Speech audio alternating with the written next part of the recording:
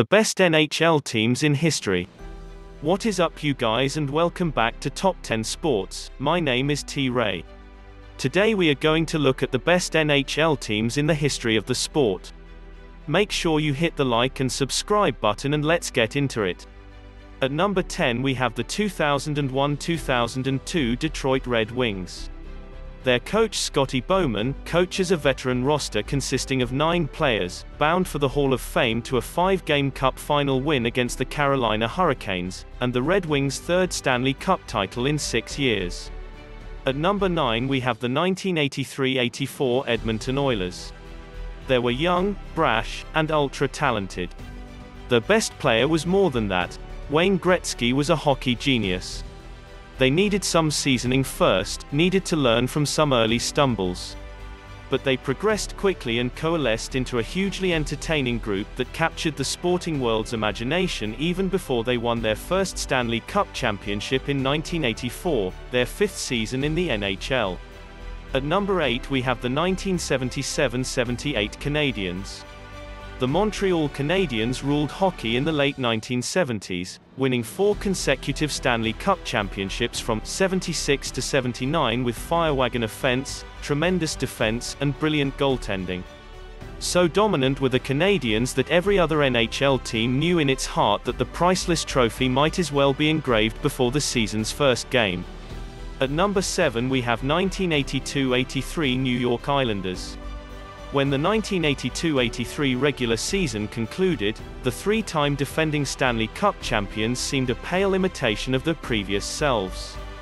At 4-2-2-6-1-2, the New York Islanders were tied for 6th in the NHL with 96 points, down from 118 in 1981-82. They had scored 83 fewer goals than in the season before, 302, down from 385, and a staggering 122 fewer goals than the Wayne Gretzky-led Edmonton Oilers, the league's emerging power. To many observers, the Islanders seemed oddly vulnerable for a team that hadn't lost a playoff series since 1979. However, that opinion was not shared inside coach Al Arbour's locker room. "Never count out a champion," said Ken Morrow, a stalwart defenseman for those Islanders teams and now their director of pro scouting. "Once you've done it, there's a confidence that comes out and you're able to raise your game to another level when you have to." If you're still watching this, please hit that like button, it will go a long way. And with that said, let's get back into it. And at number 6 we have 1997-98 Detroit Red Wings. The Red Wings would take the traditional tours of the rink with the Stanley Cup, having swept the Washington Capitals in 4 games to win their 2nd consecutive championship. But before the victory laps began, Captain Steve Yzerman placed the trophy in the lap of Vladimir Konstantinov, the defenseman who had been critically injured in a limousine crash 6 nights after Detroit's 1997 Stanley Cup victory. And now number 5 we have the 1986-87 Edmonton Oilers. One indication of that talent: 7 Oilers forwards Gretzky, Jari Kurri, Esa Tikkanen, Mark Messier and Glenn Anderson, defenseman Paul Coffey, and goaltender Grant Fuhr, were named to the 25-man NHL team that faced the Soviet Union in the 2-game Rendezvous '87 exhibition series in Quebec City in February. But the Oilers waged a season-long battle in 1986-87 against a memory: their shocking elimination the previous spring by their most bitter rival just down Alberta Highway 2, the Calgary Flames, in the Smythe Division Final. And at number 4 once again the Oilers. No team ever scored goals like the Stanley Cup-winning Edmonton Oilers of the 1980s, but the 1987-88 edition revealed new dimensions.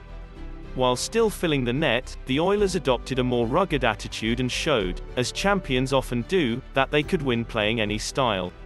For the first time since 1980-81, Edmonton failed to finish first in the Smythe Division, coming in second, 6 points behind the Calgary Flames, to reach 100 points, and to lead the NHL in goals. Part of that was related to an injury that limited Wayne Gretzky to 64 games.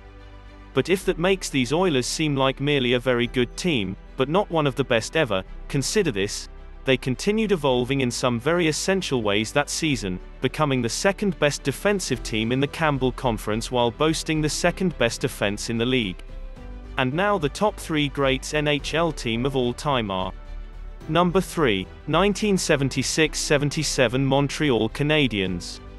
Yvon Cournoyer says, with a little mischief in his voice, that when the 1976-77 Montreal Canadiens hit a slump of, say, 2 losses in a row, he would call a team meeting to sort things out.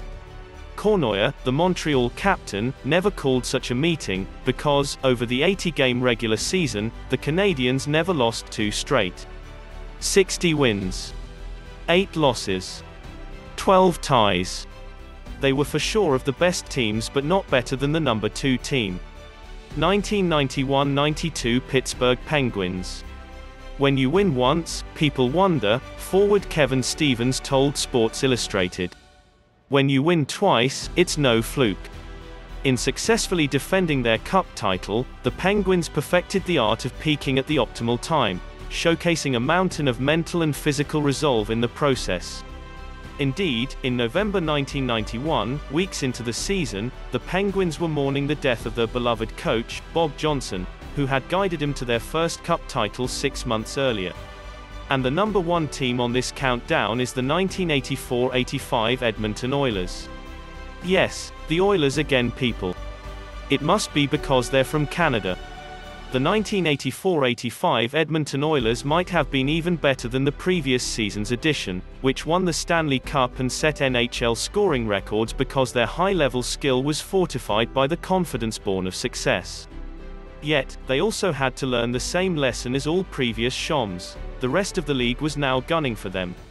Defenseman Kevin Lowe recounted in his book, Champions, co-written by Stan and Shirley Fischler, that when center and 4-time Cup champ Billy Carroll was claimed off waivers from the New York Islanders by Oilers general manager, coach Glenn Sarther, he alerted his new teammates that they would best be prepared for 80 challenging regular season games.